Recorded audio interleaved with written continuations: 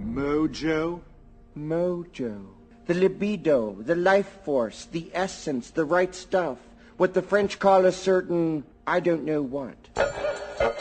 Mojo. 3 Missouri students, one thing on their minds. Sports. Got my mojo working. I got my mojo working. Just don't worry, call me.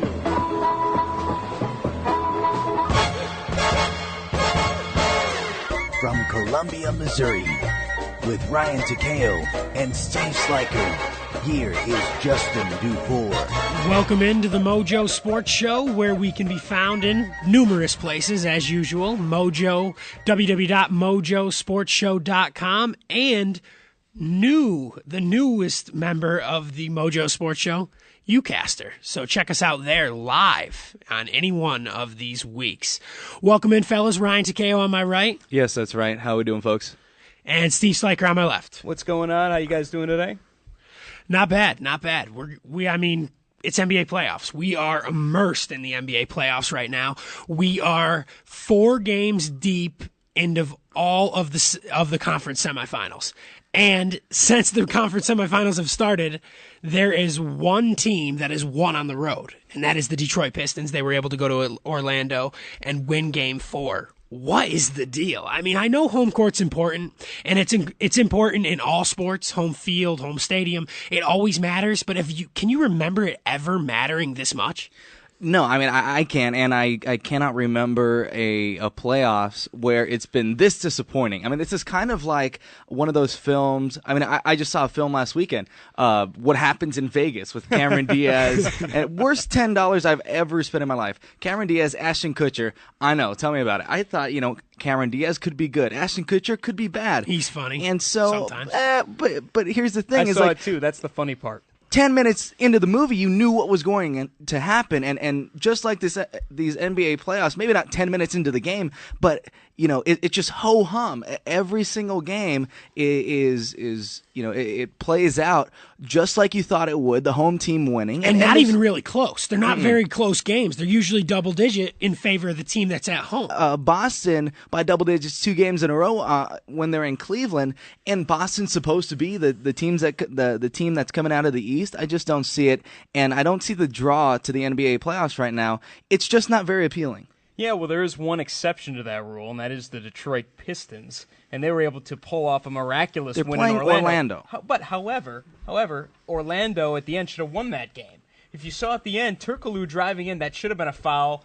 He should have went to the line. Orlando should have won that game. Maybe if Jameer Nelson could, stand behind his words anymore, a little more. I know that he claimed guaranteed the 5th game, but if he was a little bit early, I think he's a bit tardy on his guarantee. If he was early and he was able to actually step up and hit the shots when it mattered, the free throw shots at the end of the game, we could see the entire semifinals, the conference semifinals, going by the chalk. Yeah, 16-0 they would have been at home. Unbelievable. You moved to my next topic for me.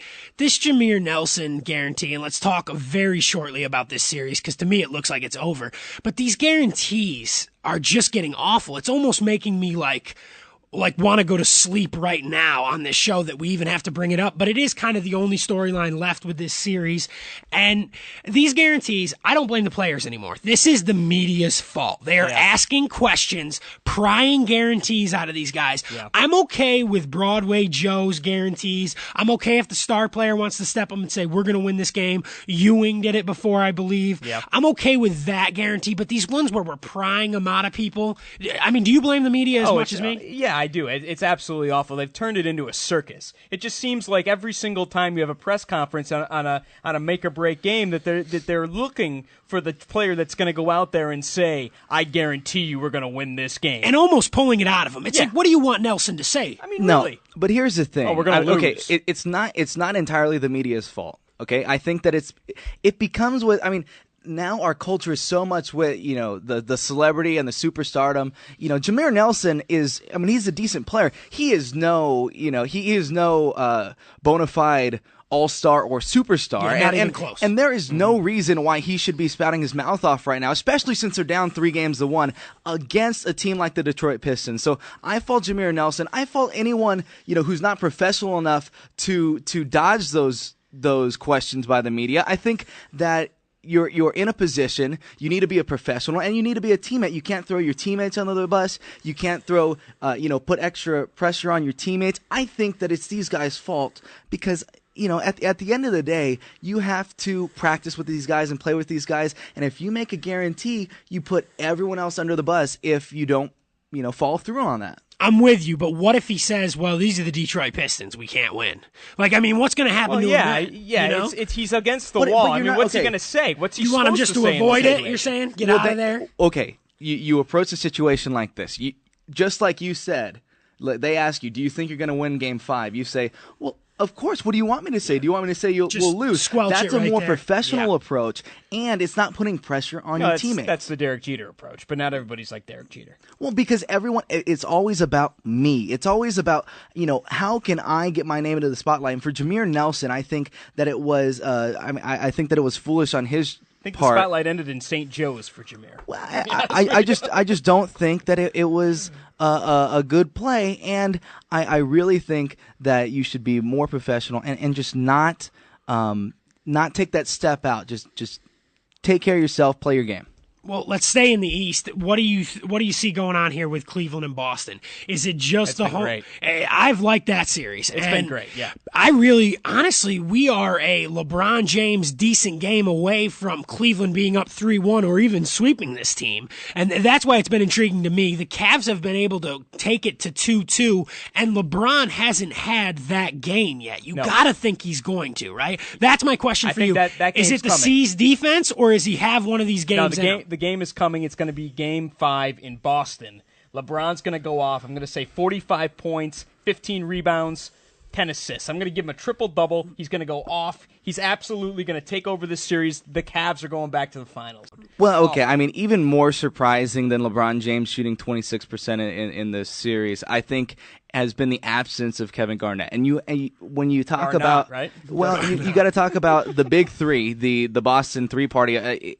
They have not shown up to play. And these are three guys that have never won on their own, and so you figure together, they can kind of combine their efforts and really create a three-headed monster that can be unstoppable in the East. It just hasn't turned out that way. And so you have role players stepping up for Cleveland and kind of picking up the slack, like Gibson and for Cleveland and for LeBron. Guys who've been non-existent in Boston. So going forward, we'll see if they can do it in Boston. You know what? They haven't been there. I would, because they have home field advantage and home court advantage. They don't have to win on the road. So, they could go the entire game. They could go play 7-game series, but as long as they win at home, that's what counts.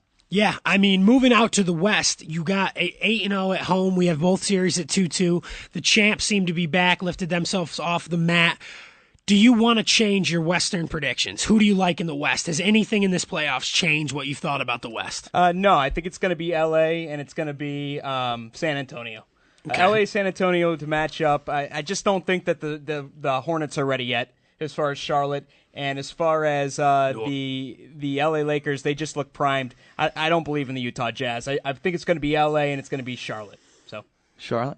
Yeah. New Orleans. I mean, okay, I'm sorry. No. I'm sorry. LA and San Antonio, not Charlotte. No, sorry the Charlotte Bobcats. No Charlotte. Larry Brown, newest coach of the Bobcats. Charlotte's not ready yet.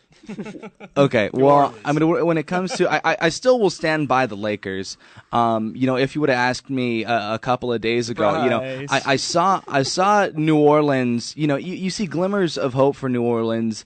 They're just not able to put away the San Antonio Spurs. And when you get a team like that, if you let it's just like a good baseball team or any good team. If you make mistakes, especially down the stretch, and you give championship teams extra, if you give them extra possessions or new life, it's just then you cannot put them away after that. Yep. I mean, it really now San Antonio has all the momentum in this series, and I think that they're going to steal and win out the rest of the next two games. Yeah, rather. I could. So you also got that. LA and San Antonio. I could easily see that happening. I'm interested to see if New Orleans is able to win tonight. I really give them a big chance going forward, but I'm not sure they're going to be able to do that. You got to go with the experience. The playoffs will keep going, and we'll be back. This wraps up our first segment. Please click the next segment. We are going to talk baseball and NFL football. I know. What month is it?